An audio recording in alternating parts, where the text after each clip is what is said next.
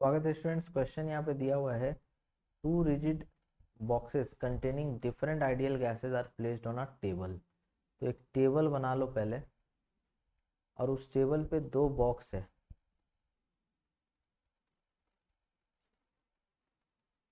इस तरह से दो बॉक्स है, ठीक है। इसमें बोला जा रहा है कि box A contains 1 mole of nitrogen, nitrogen N2 रहेगा डायटोमिक, और temperature T0, while box B contains helium 1 mole of helium. इसमें हीलियम है और इसका टेम्परेचर है 7/3 T0। 7/3 T0 इसका टेम्परेचर है।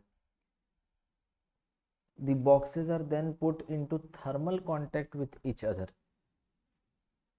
ऐसे ला करके थर्मली एक दूसरे के साथ कांटेक्ट में ला दिया, तो जिसका टेम्परेचर ज़्यादा है और जिसका टेम्परेचर कम है तो वहाँ पे हीट का फ्लो होना स्टार्ट हो जाएगा, और तब तक जब तक कि फाइनल इक्विलिब्रियम टेम्परेचर दोनों का कॉमन टेम्परेचर अचीव ना हो जाए। तो हम इससे पूछा कि what is the final temperature. तो यहाँ पे देखो, ये ज़्यादा टेम्परेचर पे और ये कम टेम्परेचर पे, तो यहाँ पे हीट गेन कौन करेगा? हीट गेन कौन करेगा? ए। और हीट लॉस कौन करेगा? बी। तो heat gain is equal to हो जाएगा n C V delta T. ऐसा क्यों लिख रहे हैं n C V delta T? Because यहाँ पे बोला था रिजिड बॉक्सेस है, तो जब रिजिड बॉक्सेस है तो वॉल्यूम तो कांस्टेंट होगा। वॉल्यूम कैसे बढ़ेगा? जो गैस जिस कंटेनर में रखा हुआ है उसका वॉल्यूम तो फिक्स रहेगा। ये जो टोटल जो दोनों कंटेनर्स यहाँ पे हमने लिया है, ठीक है, इसमें अगर ये रिजिड है तो वॉल्यूम कैसे चेंज होगा? टोटल वॉल्यूम तो कांस्टेंट रहेगा।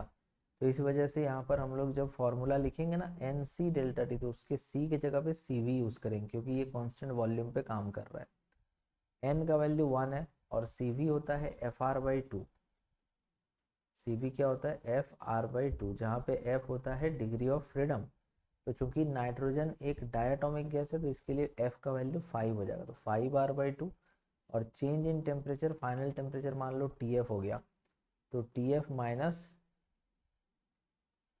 T0, ये आ गया। सेम उसी तरह से हम लिख देंगे किसके लिए? बी के लिए। तो बी वाले में भी n C V delta T आएगा, एन का वैल्यू 1 ले लेंगे, और चूंकि वो हीलियम है तो वो मोनोएटॉमिक है। तो जब मोनोएटॉमिक गैस होगा तो Fr/2 की जगह पे लिखेंगे 3R/2, और फाइनल टेम्परेचर Tf हो गया, और इनिशियली इसका 7/3 T0 था माइनस Tf, तो इसने कर दिया हीट लॉस। अब इन दोनों इक्वेशंस को इक्वेट करो। तो पहला इक्वेशन है 5R/2 Tf माइनस T0, और इधर है 3R/2 7/3 T0 माइनस Tf, ये आया।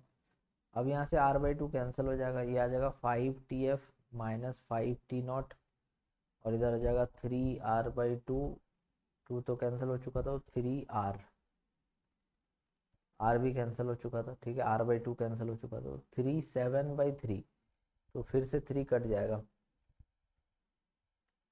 तो ये हो जाएगा 7T0 माइनस 3Tf। ये वाला 3 से ये कटा, तो 7T0 माइनस 3Tf। अब 3Tf इधर आ जाएगा तो 5 + 3 कितना हो जाएगा? 8Tf, और ये 5 उधर चला जाए, 7 5 12, तो 12T0, ठीक है।